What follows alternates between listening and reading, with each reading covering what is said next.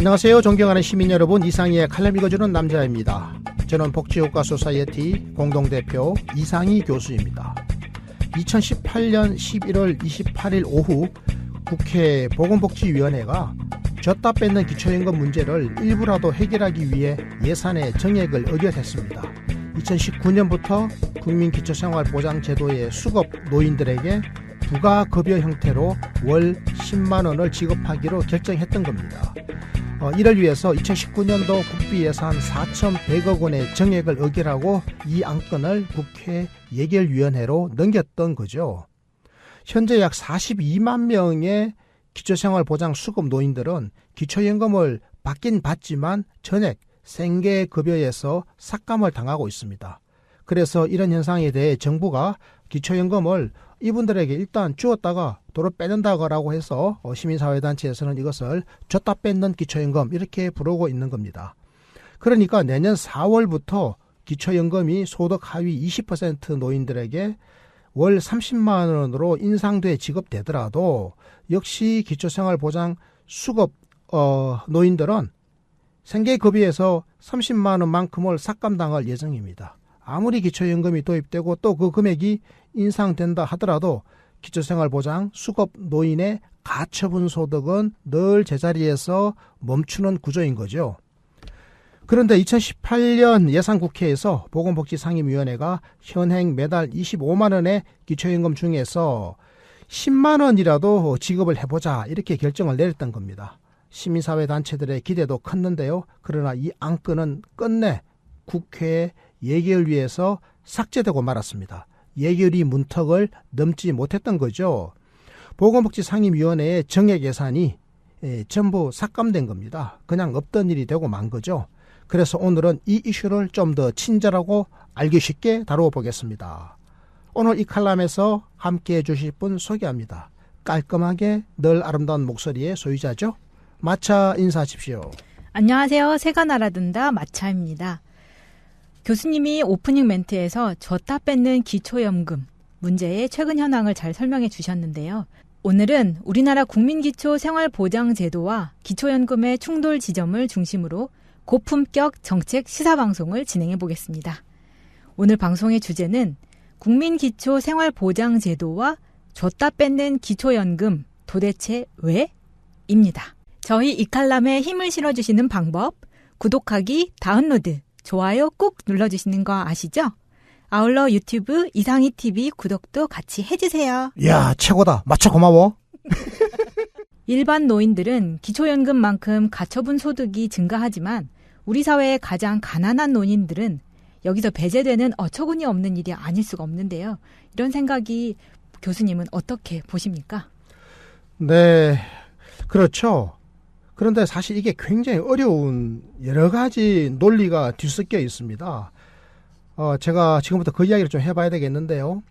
시민사회는 2014년부터 줄곧 줬다 뺏는 기초연금 이 문제 해결하라 이렇게 요구를 해왔습니다. 그런데 정부와 국회는 귀를 막아왔죠.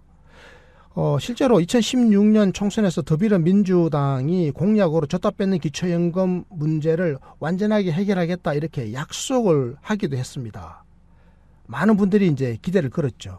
정작 집권하자마자 다시 모로쇠의 태도로 바뀌었던 거고요. 오늘까지 이러고 있는 겁니다. 그러니까 이게 그렇게 간단한 문제가 아니죠. 더불어민주당이 총선 공약으로 했던 것을 지금 안 지키고 있는 거잖아요. 네. 공약을 해놓고 안 지킨다라고 하는 것은 굉장히 지금 여러 가지 골치 아픈 어떤 사연이나 아니면 이론적 논리적으로 성큼 이렇게 나아가기가 어려운 어떤 사연이 있을 것 같죠? 네. 네.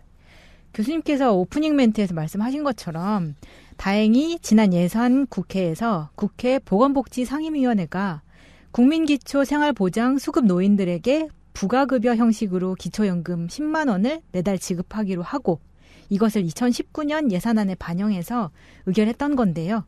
그런데 이것을 국회 예결위가 전부 삭감해버렸다. 이 얘기인데 그런 이유가 있을까요? 마차님, 네. 궁금하시죠? 왜 그런지. 네.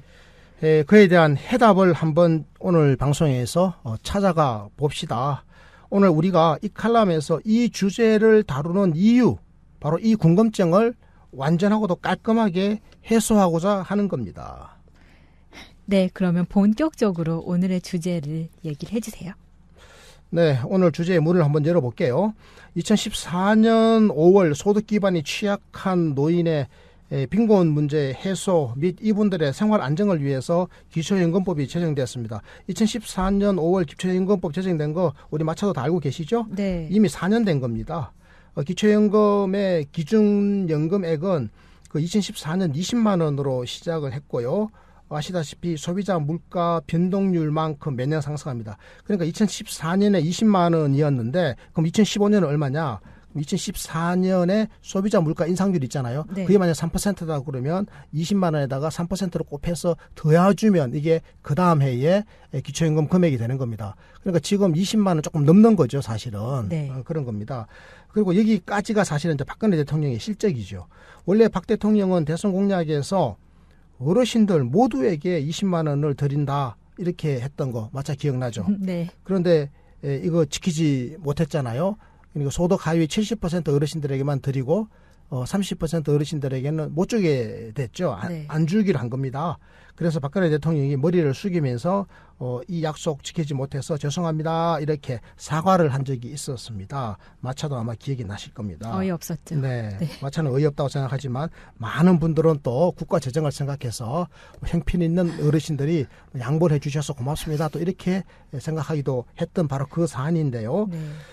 그러다가 문재인 정부에서 2018년 2월 기초연금법이 개정되었습니다. 그러니까 2018년 2월입니다. 어떻게 개정됐냐? 9월부터 25만 원씩 지급하겠다 이런 내용입니다. 그러니까 박근혜 정부에서 20만 원으로 결정했던 것을 2018년 9월부터 25만 원 지급하겠다 이렇게 바뀐 거죠. 네. 이에 따라서 노인이 속한 가구의 빈곤 완화에 긍정적으로 작용을 했습니다. 사실은 좀 도움을 받으신 거죠. 또 2019년부터는 소득 하위 20% 노인에 한해서 기초연금 지급액을 30만 원으로 인상할 계획입니다. 2019년부터 말이죠. 소득 하위 20% 노인에 한해서 기초연금 지급액을 25만 원이 아니라 이분들에게는 30만 원을 드리는 거죠. 이해하셨죠? 네, 그런데 기초연금은 만 65세 이상 노인들에게 다 가는 거 맞나요? 그렇죠. 65세 이상 어르신들 100%에게 기초연금 20만 원을 지급하겠다. 이게 박근혜 대통령의 대선 공약이었죠. 그런데 이것을 입법화하는 과정에서 이 약속을 지키지를 않으신 거죠. 100% 노인이 아니라 70% 노인들에게만 20만 원씩을 드렸죠. 그러다가 이것이 그대로 문재인 정부로 이어져서 20만 원의 금액이 2018년 9월부터 25만 원으로 5만 원 증액된 겁니다. 그런데 대선 공약의 취지에 따라서 문재인 정부에서는 2021년까지 이것을 30만 원으로 끌어올리겠다 그랬거든요. 그런데 가장 가난한 소득 하위 20% 어르신들에게는 먼저 당장 2019년부터 2021년까지 기다리지 말고 2019년부터 30만 원으로 끌어올리겠다 이렇게 된 거죠. 네, 말씀하신 대로 2019년부터 소득 하위 20% 노인에 한해서 기초연금 지급액이 30만 원으로 인상될 예정이라고 하셨는데요. 이렇게 되면 기초생활보장 수급자들은 박탈감을 더 느끼게 될 것 같다는 생각이 드는데요. 네, 그렇죠. 기초연금을 수령하고 있는 소득 최하위층인 기초생활보장 수급자들은 기초생활보장제도의 보충성의 원칙 때문에 기초연금이 기초생활보장제도의 소득 인정액으로 산정이 되어버리기 때문에 그렇습니다. 그래서 기초연금액만큼의 생계급여가 차감이 되거든요. 이건 무슨 말인지 이해가 가십니까? 그 소득 인정액으로 안 들어가게 해야 되는 게 맞지 않나요? 이제 그거를 지금 저희들이 앞으로 논의를 해봐야 되는데요. 네. 그러니까요. 이 소득 인정액이라고 하는 게 실제적으로 노인 가구에 우리 가구에 소득이 있지 않겠습니까? 다달이 네. 버는 소득 있죠. 네. 그리고 또 재산을 소득으로 환산을 한 소득도 있을 겁니다. 그리고 재산의 소득 환산액과 소득액을 다 합친 것을 소득 인정액이라고 그러는데 이 소득 인정액에는 정부에서 받은 기초연금 있죠. 이 금액도 이게 포함되거든요. 그럼 이걸 다 더했을 때 가령 1인 가구면 1인 가구의 한 달 최저생계비를 넘어서게 되면 아예 기초생활 수급자가 못 되거나 이제 그렇지 않으면 생계급여를 받으려면 아주 조건이 까다롭거든요. 그 조건을 넘어서서 생계급여 받을 때 생계급여비 예를 들어서 50만 원 받는다. 그러면 기초연금 받았던 거 25만 원을 다 까버리고 그리고 원래 50만 원 받기로 돼 있는데 25만 원 까버리고 25만 원 준다라든지 이렇게 돼버리는 겁니다. 무슨 이해가 가시죠? 네. 또 일부 수급자들은요, 이 기초연금으로 인한 소득 증가 때문에 수급 자격의 상실이 발생한다. 이것도 이해가 가죠? 네. 그러니까 소득 인정액이 그만큼 높아지니까 소득 인정액이 당신은 1인 가구의 소득 인정액이 예를 들어서 100만 원이라 치면 100만 원인데 당신은 소득이 다 합쳐보니까 110만 원 됐네? 그럼 탈락 이렇게 돼버리는 거예요. 수급자에서 탈락해버리는 거야. 수급 자격의 상실이 이제 두렵겠죠, 이렇게 되면. 네. 이렇게 두려운 수급자들은 기초연금 받겠다고 신청을 하는 게 좋겠습니까? 신청 안 하는 게 좋겠습니까? 안 하겠죠. 아예 신청 안 해버리는 겁니다. 그래서 어르신들 중에서 분명히 가난한데도 기초연금 수급 안 하는 분들이 가난한 분들 중에 10%나 됩니다. 이게 신기하죠? 많네요. 꽤 많습니다. 왜냐하면 이거 수급 신청해버리면 기초연금 받겠다고 신청해버리면 받아버리잖아요. 네. 그럼 소득 인정액에 포함되니까 소득 인정액이 너무 커져서 이 카트라인을 넘어서 버리는 거예요. 네. 가이드라인을 넘어서 버리게 되면 그럼 기초생활 수급자가 못 돼 버리잖아요. 네. 그렇게 되면 온갖 혜택을 못 받게 되니까 오히려 더 손해네요. 손해 나니까 수급자가 되기 위해서 수급자 자격을 유지하기 위해서 저 안 받을래요 이렇게 돼버리고 안 받는 방법은 신청 안 하면 돼요. 우리 기초연금은 신청주의거든요. 네. 신청을 안 해버리면 됩니다. 그래서 신청하지 않는 경우가 왕왕 발생하고 있습니다. 이런 문제점을 해소하기 위해서 이 기초연금을 소득 인정액의 산정에서 아예 제외하는 다수의 법안들이 지금 국회에 계류되어 있습니다. 그러니까 아까 마차가 주장했던 소득 인정액에서 빼버리죠 라고 이야기했던 네. 바로 그 법안 자체를 국회에 여러 국회의원들이 지금 제출해놓고 있는 거죠. 그래서 소관 상임위원회에서는 이 기초생활 수급자들에게 한 달에 10만 원이라도 좀 드리자 이렇게 했는데 그게 끝내 좌절됐다. 이 이야기를 제가 오프닝 멘트에서 했지 않습니까? 그렇습니다. 상황이 이렇습니다. 네. 기초생활보장제도의 보충성 원칙 때문에 줬다 뺏는 기초연금 문제가 발생하고 있다라고 말씀을 해주신 건데요. 그러면 이 보충성 원칙은 뭐예요? 네, 보충성의 원칙이요. 국민기초생활보장제도의 원칙이거든요. 네. 국민기초생활보장법 제3조에 이게 나와 있습니다. 제가 한번 읽어볼게요. 네. 3조 제1항을 보면 이 법에 따르는 급여는 수급자가 자신의 생활의 유지 향상을 위해 그의 소득, 재산, 근로능력 등을 활용하여 최대한 노력하는 것을 전제로 이를 보충 발전시키는 것을 기본 원칙으로 한다. 이 말은 무슨 말인지 이해가 가죠. 네. 그러니까 국민기초생활보장법에 따른 급여는 수급자 자신의 생활 유지 향상을 위해서 스스로가 온갖 노력을 다 했을 때 그래도 모자라는 부분을 보충 발전시켜 주는 것이 기본 원칙이다 이 말입니다. 네가 할 만큼 해봐라. 그래도 모자라면 최저 생계비에서 모자라는 부분을 정부가 보충해 주겠다. 네. 이거거든요. 그리고 2항을 보면요. 좀 더 구체적입니다. 부양 의무자의 부양과 다른 법령에 따른 보호는 이 법에 따른 급여에 우선하여 행하여지는 것으로 한다라고 되어 있는데 이 말은 무슨 말인가 하면 우선적으로 부양 의무자가 부양을 하라 이겁니다. 부양 의무자가 부양을 하면 국민기초생활 수급자가 될 일이 없잖아요. 그리고 다른 법령에 따른 보호도 받아라. 예를 들어서 기초생활 수급이라든지 다른 법령에 따라 가지고 보호받는 거 있겠죠. 이것도 보호받아라. 그러면 이 법 국민기초생활보장법에 따른 급여는 그 다음에 따져보겠다. 그러니까 부양 의무자의 부양과 다른 법령에 따른 보호가 국민기초생활보장법에 따른 급여에 우선하여 행하여져야 한다. 무슨 말인지 아시겠죠? 네. 그리고 국민기초생활보장법은 맨 나중에 작동한다. 네. 스스로 노력을 해서 벌든 그다음에 가족으로부터 부양을 받든 다른 법령에 따라서 국가로부터 혜택을 받든 이런 것들 다 합쳐가지고 그럼에도 불구하고 1인 가구 혹은 2인 가구 3인 가구마다 정해져 있는 그 월 최저 생계비 있죠. 네. 이 최저 생계비에 모자라면 그 모자란 부분만큼만을 국민기초생활보장제도가 보충해 주겠다. 이게 바로 보충성의 원리입니다. 그런데 이게 일리가 있지 않아요? 네, 최후의 수단으로 볼 수 있겠네요. 그러니까 최후의 수단이다 이거죠. 네. 이 원칙이 바로 정부가 경결하게 강고하게 고수하려고 하는 바로 보충성의 원칙인데요. 네. 이 원칙에 따르면 국민기초생활보장 수급자에게 기초연금을 먼저 줬잖아요. 네. 기초연금법이라고 하는 다른 법령이잖아. 다른 법령에 따라서 돈을 줬어. 그럼 그거는 이분의 수입인 거야. 그래가지고 다 합쳐보니까 그 한 달 생계비에서 요만큼 모자라네. 그만큼을 보충해 주겠다라고 하는 거기 때문에 하자가 없는 거다 이거는. 이런 주장을 지금 하고 있는 겁니다. 네. 그러니까 수급자가 스스로 최선을 다해서 소득을 얻고 또 부양 의무자의 도움과 다른 법령에 따른 보호를 먼저 다 받은 다음에 그래도 인간다운 생활에서 모자라는 부분을 국민기초생활보장제도가 채워주겠다는 뜻 맞죠? 네, 정리 잘 하셨습니다. 마차가 갈수록 발전하고 있습니다. 이러다가 박사 되겠어요. 국민기초생활보장제도는 보충급여의 원칙에 따라 본인의 소득, 재산 및 다른 법령에 따른 보호를 우선적으로 활용하는 것을 전제로 생계급여 수급자에 대한 그 최저 보장 수준은 생계급여액과 수급자 가구의 소득 인증액을 합한 수준이 생계급여 선정 기준 이상이 되도록 지원하고 있기 때문에 소득 인정액 산정 과정에서 다양한 공적 이전 소득이 소득으로 인정되는 겁니다. 그래서 해당 금액만큼 급여가 차감되거나 기초생활수급자에서 탈락하는 경우가 발생하고 있는 거죠. 대충 정리가 되는 겁니까? 네. 근로능력이 있으면 최대한 일을 해서 스스로의 삶을 챙겨보자는 뜻은 충분히 이해가 되고요. 또 부양의무 가족이 있으면 여기가 먼저 생계의 문제를 해결해보자는 것도 이해가 됩니다.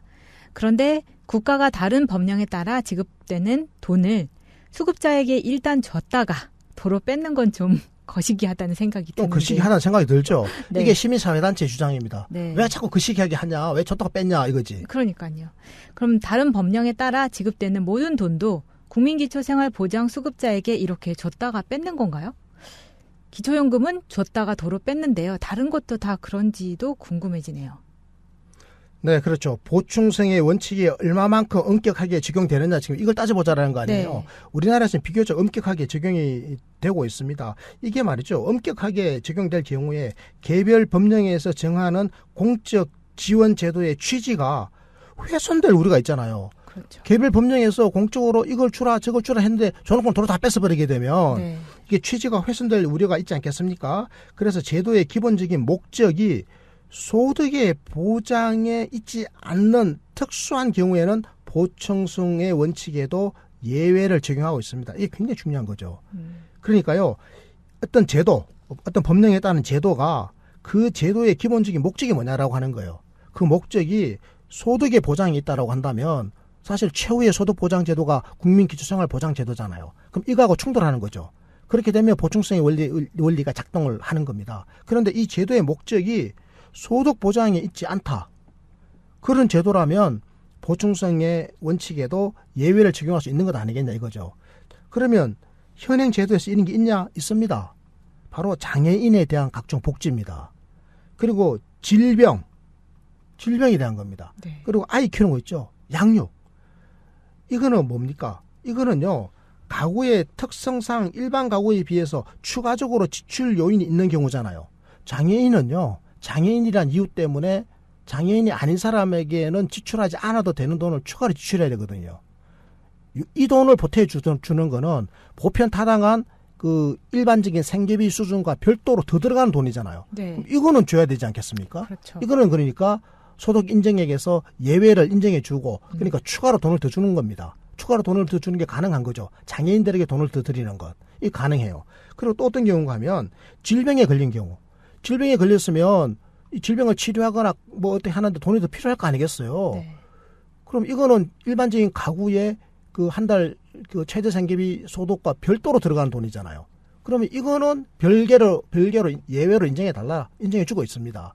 그리고 아이 키우는 데는 돈 추가로 들어가죠. 아이 없는 집하고 아이 있는 집 비교해 보십시오. 그럼 아이 양육에 추가로 들어가는 돈 이거는 별도로 해달라.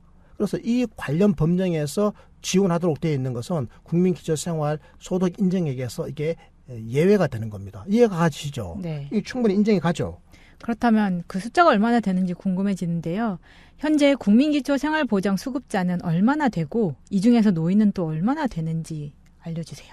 네, 그러니까 우리 마차가 제가 말씀드린 그 보충성 원칙의 예외가 우리나라에서 어떻게 적용되고 있는지 이거는 이제 충분히 이해를 하신 겁니다. 네. 자, 지금 마찬가지로 궁금하시다라고 한 게 국민기초생활보장제도의 수급자가 지금 몇 명이나 되느냐 하는 거 아니겠어요? 이건 좀 상식적으로 알 필요도 있어요. 국민기초생활보장제도의 우리나라 수급자는 지금 현재 158만 명입니다. 158만 명이면요. 우리나라 인구가 몇 명이죠? 전체적으로? 한 5,200만 되잖아요. 5,200만 명 중에서 158만 명이면요. 한 3.2%쯤 됩니다. 3%가 조금 넘어요. 그러니까 우리나라 인구 100명 중에 한 3명 정도가 국민기초생활보장의 수급자입니다. 아시겠습니까? 네. 자, 그러면 65세 이상 국민 중에서 국민기초생활보장의 수급자는 몇 명이나 되느냐. 그러니까 65세 이상 어르신 중에서 그 노인 수급자죠. 국민기초생활보장의 노인 수급자는 46만 7천 명이나 됩니다.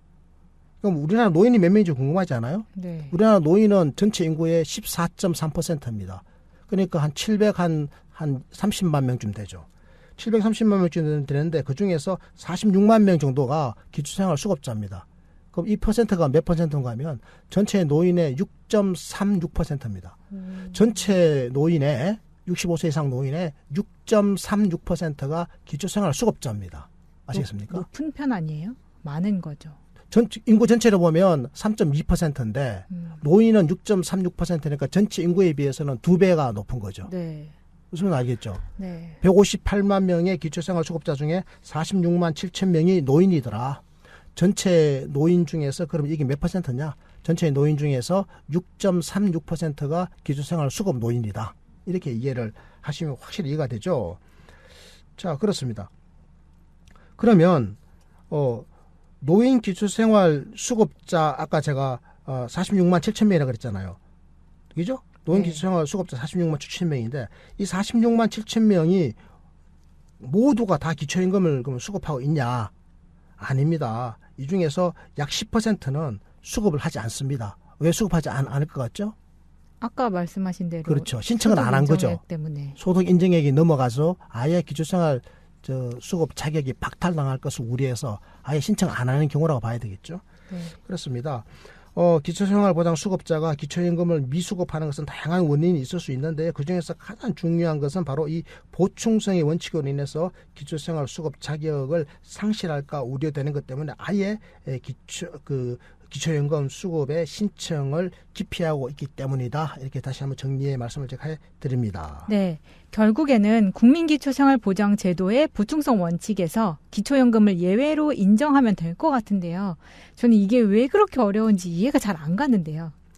네, 국민기초생활보장법 제3조에서 아까 급여의 기본 원칙을 제가 설명을 해드리지 않습니까? 그러니까요. 이게 다른 법령에 따른 보호는 국민기초생활보장법의 급여에 우선해서 행해지도록 보충성의 원칙을 이제 규정하고 있는 거죠.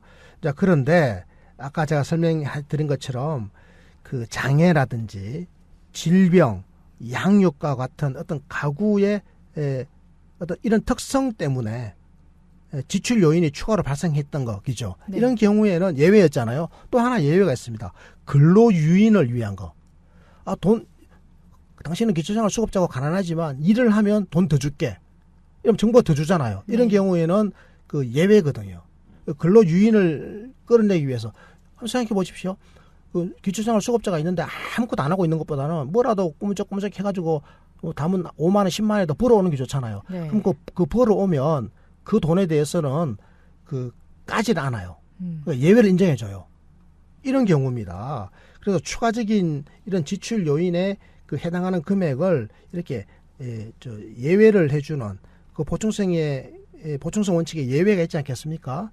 우리가 이제 이것을 좀 범위를 넓히면 그래서 기초연금의 경우에도 예외를 할 수 있을까요? 어떤 논리가 있을까요? 지금 그게 관건입니다.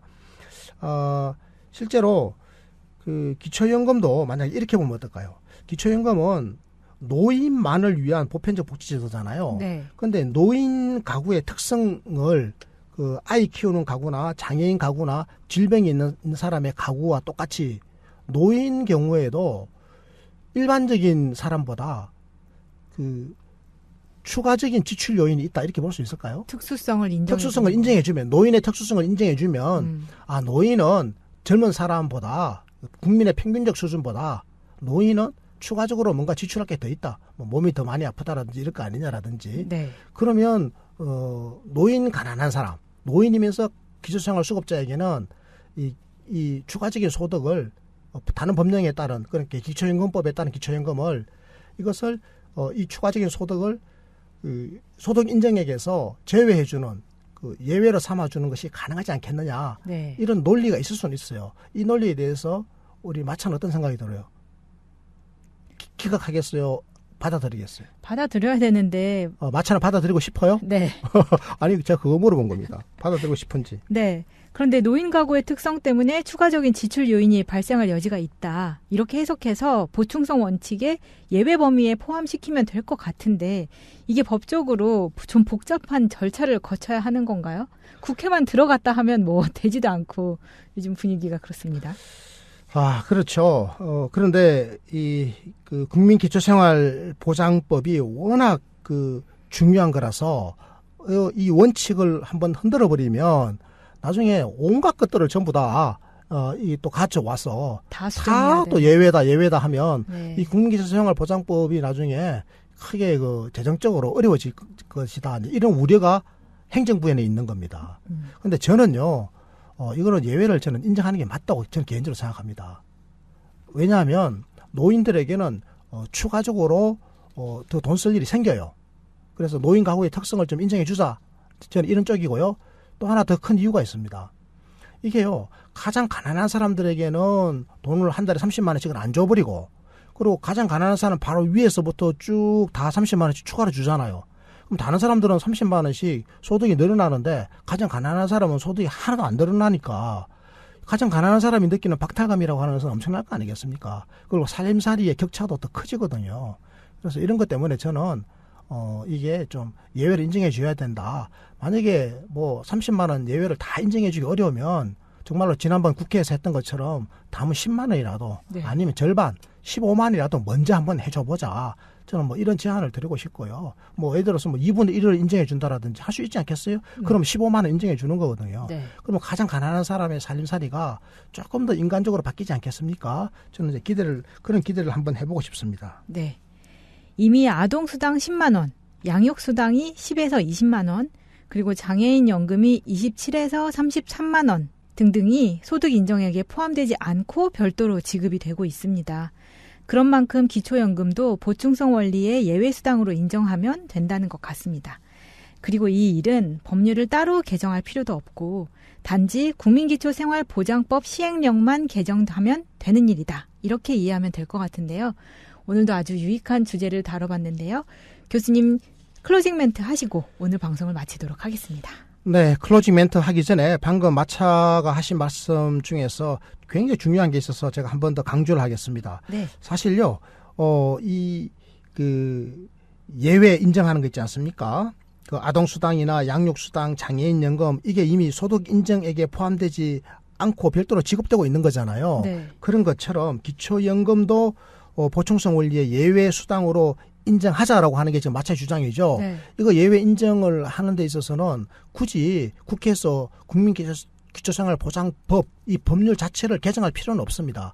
그냥 정부가 시행령만 개정하면 돼요. 시행령 개정하는 거는 정부와 대통령의 의지만 있으면 되고 이게 국회에서 법률을 통과시킬 필요가 없는 거거든요. 네. 국민기초생활보장법 시행령만 개정하면 되는 일입니다. 시행령에 그 예외 인정 사유가 있거든요. 예외 인정 사유에다가 아까 아동수당, 그 양육수당, 뭐 장애인연금 이런 게 있잖아요. 여기다가 기초연금을 집어 넣어버리면 되는 겁니다. 예외로 하나 인정해버리면 되는 거죠. 그 시행령만 개정하면 될 일이다. 이렇게 다시 한번 제가 정리를 해드리고요. 네, 존경하는 이칼람 청취자 여러분, 그리고 이상희 TV 시청자 여러분, 오늘 저희 방송 어떠셨습니까? 기초연금 제도가 시행되면서 많은 노인들의 삶이 나아졌지만 여전히 2015년 기준으로 우리나라 노인 빈곤율, OECD 회원국 평균 노인 빈곤율 12.5%에 비하면 거의 4배 가깝게 높은 수준입니다. 노인 중에서도 가장 가난한 분 바로 국민기초생활수급자 분들인데요. 이분들의 상대적 빈곤 격차 더욱 심화되고 있습니다. 앞으로 기초연금의 수급액이 30만 원까지 인상될 경우 그리고 만약에 언젠가 40만 원으로까지 인상될 경우 바로 이분들은 여기서 예외가 되게 되면 노인들 간의 소득의 불균형은 더 크게 나타날 겁니다. 따라서 저소득층 노인이 안정적인 생활을 유지할 수 있도록 하고 다른 세대와의 상대적 빈곤율을 고려해 볼 때 국민기초생활보장제도와 기초연금 제도의 향후 운영에 있어서 개선할 부분에 대해서는 보다 전향적인 개선을 하겠다라고 하는 용기를 가질 필요가 있다, 이런 생각이 듭니다. 국민 행복의 역동적 복지국가로 가는 길, 저희는 늘 깨어있는 시민 여러분과 함께 하겠습니다. 이것으로 오늘 방송 마칩니다. 지인들에게 구독하기, 청취와 시청 많이 권해주시고요. 저희는 늘 최선을 다하겠습니다. 고맙습니다. 감사합니다. 국민이 행복한 나라, 역동적 복지국가의 시각으로 세상을 바라보는 이상희의 칼럼 읽어주는 남자. 복지국가 실현의 그날까지 늘 최선을 다하겠습니다. 구독하기, 좋아요, 다운로드 부탁드립니다. 고맙습니다.